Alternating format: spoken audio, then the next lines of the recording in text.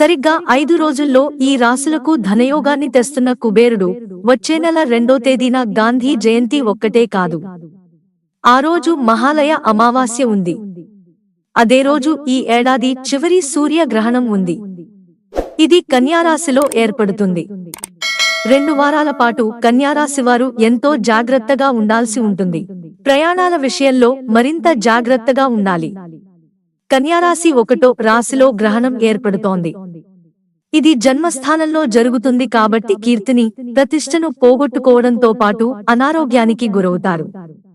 అత్యంత జాగ్రత్తగా ఉండకపోతే తీవ్ర గాయాల పాలవుతారు. ప్రతి విషయంలోనూ ఎంతో సంయమనంతో వ్యవహరించాలి. ఎదుటివారితో మాట్లాడే సమయంలో ఎంతో ఆచితూచి మాట్లాడాలి. తులా రాశి ఆస్తులు పోగొట్టుకోవడంతో పాటు గ్రహణ సమయంలో మోసానికి గురవుతారు. దాదాపు 2 వారాల పాటు వీరు పెట్టుబడులు పెట్టకుండా ఉండాలి. ఖర్చుల విషయంలో ఎంతో జాగ్రత్తగా ఉండటం అవసరం. కుంభరాశి వీరు కొత్తగా పనులు ప్రారంభించకూడదు. రుణ బాధలు తీవ్రంగా ఉంటాయి. 2 వారాల పాటు జాగ్రత్తగా ఉండటం అవసరం. శత్రువుల నుంచి భయం ఉంది.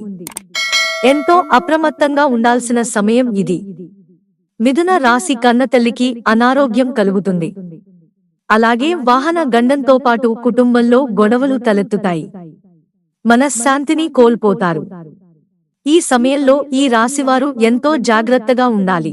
వృశ్చిక రాశి గతంలో మొదలై నిలిచిపోయిన పెండింగ్ పనులన్నీ పూర్తవుతాయి. అయితే సూర్యగ్రహణం వీరికి బాగా కలిసివస్తుంది. పనులన్నీ పూర్తవడంతో పాటు అదృష్టం కలిసివస్తుంది. ధనస్సు రాశి విదేశాలకు వెళ్లాలనుకునేవారికి ఇది అత్యంత అనుకూలమైన సమయం.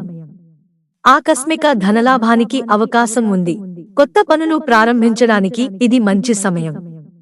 బాగా కలిసివస్తుంది. మేషరాశి వీరికి చెప్పలేనంత మేలు కలుగుతుంది. శత్రువులపై విజయాన్ని అందుకుంటారు. కుటుంబంలో మనశ్శాంతి చోటు చేసుకుంటుంది. జీవిత భాగస్వామితో అన్యోన్యంగా ఉంటారు. మిత్రులారా, ఛానల్ సబ్స్క్రైబ్ చేసుకోవడం మర్చిపోకండి. ధన్యవాదాలు.